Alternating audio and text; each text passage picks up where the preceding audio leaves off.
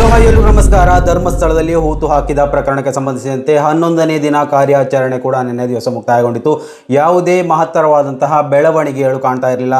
ಮಾತ್ರವಲ್ಲ, ಆ ಒಂದು ವಿಚಾರಕ್ಕೆ ಸಂಬಂಧಪಟ್ಟಂತೆ ಗಿರೀಶ್ ಮಠಣ್ಣವರು ಇರ್ಬೋದು, ಮಹೇಶ್ ಶೆಟ್ಟಿ ತಿಮ್ಮರೋಡಿ ಅವರು ಕೆಲವೊಂದು ಪ್ರತಿಕ್ರಿಯೆಗಳನ್ನು ಕೊಟ್ಟಿದ್ದರು. ಯಾಕಂತಂದರೆ ಆ ಒಂದು ಬಾಹುಬಲಿ ಬೆಟ್ಟ ಅನ್ನುವಂತಹ ಪ್ರದೇಶ ಮೊದಲು ಆ ಒಂದು ಇಳಿಜಾರು ರೀತಿಯಲ್ಲಿದ್ದಂತಹ ಒಂದು ಕಾಡಾಗಿತ್ತು. ಸೊ ಆ ಒಂದು ಪ್ರದೇಶದಲ್ಲಿ ಇವಾಗ ಮಣ್ಣನ್ನು ಹಾಕಿ ಸಮತಟ್ಟು ಮಾಡಿದಂತಹ ಒಂದು ಪ್ರದೇಶ. ಸೊ ಆ ಒಂದು ಪ್ರದೇಶವನ್ನೇ ಭೀಮಾ ಎನ್ನುವಂತಹ ಸಾಕ್ಷಿದಾರ ಇರ್ಬೋದು, ದೂರುದಾರ ಇರ್ಬೋದು, ಆ ಒಂದು ಪ್ರದೇಶವನ್ನು ತೋರಿಸಿಕೊಟ್ಟಿದ್ದ.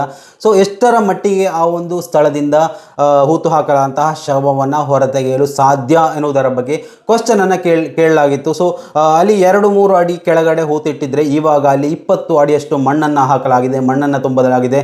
ಈ ಒಂದು ಮಣ್ಣನ್ನು ತುಂಬಿದರ ಹಿಂದೆ ಕೆಲವೊಂದು ದುರುದ್ದೇಶ ಕೂಡ ಅಡಗಿದೆ. ಅವರಿಗೆ ಈ ಒಂದು ವಿಚಾರದ ಬಗ್ಗೆ ಮಾಹಿತಿ ಇದೆ. ಸೊ ಅದರಿಂದಾಗಿ ಅಲ್ಲಿ ಹೋಗಿ ವೇಸ್ಟ್ ಮಣ್ಣನ್ನು ಆ ಒಂದು ಬಾಹುಬಲಿ ಬೆಟ್ಟದ ಹತ್ತಿರ ಇರುವಂತಹ ಹೂತು ಹಾಕಲಾದಂತಹ ಪ್ರದೇಶದಲ್ಲೇ ಹಾಕಿ ಆ ಒಂದು ಪ್ರದೇಶವನ್ನು ಸಮತಟ್ಟು ಮಾಡಿದ್ದಾರೆ ಅನ್ನುವಂತಹ ವಿಚಾರಗಳೆಲ್ಲವೂ ಕೇಳಿ ಬರ್ತಾ ಇತ್ತು. ನೀವೆಲ್ಲರೂ ಮಾಧ್ಯಮದ ಮುಖಾಂತರ ಕೇಳಿರ್ತೀರ. ಗಿರೀಶ್ ಮಠಣ್ಣವರ ಲೈವ್ ನಮ್ಮ ಚಾನಲಲ್ಲಿದೆ. ಸೊ ಅಲ್ಲಿ ಬೇಕಾದರೂ ನೀವು ಹೋಗಿ ಕೇಳ್ಬೋದು. ಮಹೇಶ್ ಶೆಟ್ಟಿ ತಿಮ್ಮರೋಡಿ ಅವರ ವಿಚಾರ ಕೂಡ ಅಲ್ಲೇ ಇದೆ. ಸೊ ಇನ್ನು ನಾವು ಹಲವು ದಿವಸಗಳಿಂದ ಮಾಧ್ಯಮಗಳು ಅನ್ನುವಂತಹ ರೀತಿಯಲ್ಲಿ ಬೇಡಿಕೆ ಇಟ್ಟಂತಹ ವಿಚಾರ ಅಂದರೆ ಯಾಕೆ ಅಷ್ಟೊಂದು ದೊಡ್ಡ ಸಂಶಯಗಳು, ಆ ರೀತಿ ಚರ್ಚೆಗಳು ಇವೆಲ್ಲವೂ ನಿರ್ಮಾಣ ಆಗೋದಕ್ಕಿಂತ ಮೊದಲು GPR ತಂತ್ರಜ್ಞಾನವನ್ನು ಅಳವಡಿಸಿಕೊಂಡು ಎಲ್ಲೆಲ್ಲ ಯಾವುದೆಲ್ಲ ಪ್ರದೇಶದಲ್ಲಿ ಯಾವುದೆಲ್ಲ ಕಾಡುಗಳಲ್ಲಿ ಆ ಒಂದು ಭೀಮಾ ಎನ್ನುವಂತಹ ವ್ಯಕ್ತಿ ಸ್ಪಾಟನ್ನು ತೋರಿಸಿಕೊಡ್ತಾನೆ. ಸೊ ಆ ಒಂದು ಸ್ಪಾಟ್ನ ಒಂದು 100 ಮೀಟರ್ ಆ ಕಡೆ ಈ ಕಡೆ ಇರುವಂತಹ ಬುರುಡೆ ರಹಸ್ಯ ಏನಿದೆ ಎಲ್ಲವೂ ಈ ಒಂದು GPR ತಂತ್ರಜ್ಞಾನದ ಮೂಲಕ ಅಷ್ಟೊಂದು ಕಷ್ಟಪಟ್ಟು ಆ ಒಂದು ಅಗೆಯುವಂತಹ ಕಾರ್ಮಿಕರನ್ನು ಇಟ್ಟು JCBಯನ್ನು ಬಳಸಿ ಅಗೆದು ಸಿಗದೇ ಇರುವುದಕ್ಕಿಂತಲೂ ಅವನು ಭೀಮಾ ತೋರಿಸುವಂತಹ ಪ್ರದೇಶದಲ್ಲಿ GPR ತಂತ್ರಜ್ಞಾನವನ್ನು ಬಳಸಿಕೊಂಡು ಅಗೆಯುವಂತಹ ಪ್ರಕ್ರಿಯೆಗಳನ್ನು ಮಾಡಿದರೆ ಇನ್ನಷ್ಟು ಸುಲಭವಾದಂತಹ ವಿಧಾನ ಅಂತ ಹೇಳ್ತಾನೆ ಬಂದಿದ್ವಿ. ಇವಾಗ ಈ ಒಂದು ವಿಚಾರದಲ್ಲಿ ದೊಡ್ಡ ಮಟ್ಟದಲ್ಲಿ ಕ್ವಶನ್ ಮಾರ್ಕ್ ಕೂಡ ಬರ್ತಾ ಇದೆ. ಅಂದರೆ ಈ ಒಂದು ತನಿಖೆ ನೇರವಾಗಿ ಸಾಗ್ತಾ ಇದೆಯಾ, ಅಥವಾ ಈ ಒಂದು ತನಿಖೆಯಿಂದಾಗಿ ಅಥವಾ ಬೇರೆ ಕಡೆಗೆ ಡೈವರ್ಟ್ ಆಗಿ ಏನಾದರೂ ವಿಚಾರಗಳು ಮೇ ಬಿ ಒಂದು ತನಿಖೆ ಹಾದಿ ತಪ್ತಾ ಇದ್ದು ಎನ್ನುವಂತಹ ವಿಚಾರಗಳು ಕೂಡ ಇಲ್ಲಿ ಬರ್ತಾ ಇದ್ದು. ಸೊ ಇವೆಲ್ಲದರ ನಡುವೆ ಇವಾಗ ಮತ್ತೆ ಸುಜಾತ ಭಟ್ ಅವರ ಪರ ವಕೀಲರಾದಂತಹ ಮಂಜುನಾಥ್ ಅವರು ಈ ಒಂದು ವಿಚಾರದ ಬಗ್ಗೆ ಮತ್ತೆ ಪ್ರತಿಕ್ರಿಯೆಯನ್ನು ಕೊಟ್ಟಿದ್ದಾರೆ. ಸೊ ಆ ಒಂದು ಪ್ರತಿಕ್ರಿಯೆ ಏನಂತ ನೋಡ್ಕೊಂಡು ಬರೋಣ. ಧರ್ಮಸ್ಥಳ ದೂರು ಪ್ರಕರಣಕ್ಕೆ ಸಂಬಂಧಿಸಿದಂತೆ SIT ಕಾರ್ಯಾಚರಣೆಯಲ್ಲಿ ಗ್ರೌಂಡ್ ಪೆನೆಟ್ರೇಟಿಂಗ್ ರಡಾರ್ ಅಂದರೆ GPR ಉಪಕರಣ ಬಳಸಿ ಅಂತ 2003ರಲ್ಲಿ ಧರ್ಮಸ್ಥಳದಲ್ಲಿ ಕಾಣೆಯಾಗಿದ್ದಾರೆ ಎನ್ನಲಾದ ವೈದ್ಯಕೀಯ ವಿದ್ಯಾರ್ಥಿನಿ ಅನನ್ಯ ಭಟ್ ಅವರ ತಾಯಿ ಸುಜಾತ ಭಟ್ ಪರ ವಕೀಲ ಮಂಜುನಾಥ್ ಅವರು ಆಗ್ರಹವನ್ನು ವ್ಯಕ್ತಪಡಿಸಿರುವಂಥದ್ದು. ಈ ಕುರಿತು ಪತ್ರಿಕಾ ಪ್ರಕಟಣೆ ಬಿಡುಗಡೆಗೊಳಿಸಿರುವಂತಹ ಮಂಜುನಾಥ್ ಧರ್ಮಸ್ಥಳದಲ್ಲಿ ನಡೀತಾ ಇರುವಂತಹ ಕಳೇಬರ ಶೋಧ ಕಾರ್ಯಾಚರಣೆಯಲ್ಲಿ ದೂರುದಾರ ಭೀಮಾ ಸೂಚಿಸಿದ ಸ್ಥಳಗಳಲ್ಲಿ ಉತ್ಖನನ ನಡೆಸಿದರೂ ಅಲ್ಲಿ ಯಾವುದೇ ಕಳೇಬರ ಪತ್ತೆಯಾಗಿಲ್ಲ. ಆದರೆ ಅಗೆತ ನಡೆದ ಸ್ಥಳದಿಂದ ಕೇವಲ 1 ಅಡಿ ದೂರ ಅಥವಾ ಆಳದಲ್ಲಿ ಕಳೇಬರಹಗಳಿಲ್ಲವೆಂದು ಖಚಿತಪಡಿಸಲು ಯಾರಿಗೂ ಸಾಧ್ಯವಿಲ್ಲ.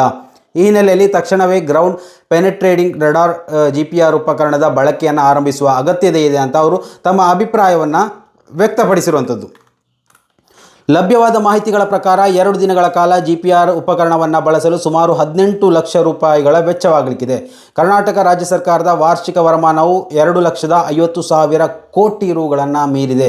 ಅಗತ್ಯವೆನಿಸಿದಾಗ ವಿವಿಧ ರಾಜಕೀಯ ಪಕ್ಷಗಳ ಆಡಳಿತಾವಧಿಯಲ್ಲಿ ನುರಿತ ಸುಪ್ರೀಂ ಕೋರ್ಟ್ ವಕೀಲರ ಸೇವೆಯನ್ನು ಪಡೆದುಕೊಳ್ಳಲು ದಿನಕ್ಕೆ ಸರಾಸರಿ 15 ಲಕ್ಷ ರುಗಳಷ್ಟು ಶುಲ್ಕವನ್ನು ಸರ್ಕಾರ ಭರಿಸಿದೆ. ಹೀಗಿರುವಾಗ GPR ಬಳಕೆಗೆ ತಡ ಮಾಡುವುದು ಸೂಕ್ತವಲ್ಲ ಅಂತ ವಕೀಲ ಮಂಜುನಾಥ್ ಅವರು ತಿಳಿಸಿರುವಂಥದ್ದು. ಇನ್ನು ಭೀಮಾ ನೀಡಿರುವ ಮಾಹಿತಿಯ ವಿಶ್ವಾಸಾರ್ಹತೆಯ ಪ್ರಶ್ನೆಯನ್ನು ಎತ್ತುವವರು ದಿನಕ್ಕೆ SIT ತನಿಖೆಯ ವಿರೋಧ ವ್ಯಕ್ತಪಡಿಸುತ್ತಿರುವುದು ಆತ ನೀಡಿದ ಹೇಳಿಕೆಗಳ ಪ್ರಾಮಾಣಿಕತೆಯ ಸೂಚಕವಾಗಬಹುದು ಎಂಬ ಅಭಿಪ್ರಾಯವೂ ವ್ಯಕ್ತವಾಗ್ತಾ ಇದೆ. ಇದನ್ನೆಲ್ಲ ಪರಿಗಣಿಸಿದರೆ SIT ಈಗಾಗಲೇ ಮೆರೆದಿರುವ ಕಾರ್ಯಕ್ಷಮತೆಯನ್ನು ಮುಂದುವರಿಸಿ ಧರ್ಮಸ್ಥಳದಲ್ಲಿ ಹೂತು ಹಾಕಿರುವ ಶವಗಳು ಹಾಗೂ ಅವುಗಳ ಮೇಲೆ ನಡೆದಿರುವ ದೌರ್ಜನ್ಯವನ್ನು ಶೀಘ್ರವೇ ಬಹಿರಂಗಪಡಿಸುವುದು ಅನಿವಾರ್ಯವಾಗಿದೆ ಎಂಬ ವಿಶ್ವಾಸ ವ್ಯಕ್ತಪಡಿಸಲಾಗಿದೆ. ದೂರುದಾರ ಭೀಮಾ ನಿಜಕ್ಕೂ ಮುಂದಿರುವ ಎಲ್ಲ ಸ್ಥಳಗಳಲ್ಲಿ ವಿಫಲವಾಗುತ್ತೇನೆಂಬ ವಿಶ್ವಾಸವಿರುವವರು SIT ತನಿಖೆಯನ್ನು ವಿರೋಧಿಸಲು ಮುಂದಾಗುತ್ತಿರಲಿಲ್ಲ. ಆದರೆ ದಿನದಿಂದ ದಿನಕ್ಕೆ ಭೀಮನ ಕಾರ್ಯಾಚರಣೆಗೆ ಕೆಲವು ಹಿತಾಸಕ್ತಿಗಳು ತಮ್ಮ ವಿರೋಧವನ್ನು ತೀವ್ರಗೊಳಿಸುತ್ತಿರುವುದನ್ನು ನೋಡಿದಾಗ ಆತನು ಸತ್ಯವನ್ನೇ ಹೇಳುತ್ತಿದ್ದಾನೆಂಬ ನಂಬಿಕೆಯು ಬಲವಾಗುತ್ತಿದೆ. ಇದಲ್ಲದೆ ಧರ್ಮಸ್ಥಳದ ವಿವಿಧೆಡೆ ಶವಗಳನ್ನು ಹೂತು ಹಾಕಿರುವುದನ್ನು ನೇರವಾಗಿ ಕಂಡಿದ್ದಾಗಿ ಹಲವು ಗ್ರಾಮಸ್ಥರು ಈಗಾಗಲೇ SIT ಮುಂದೆ ಬಂದಿದ್ದಾರೆ.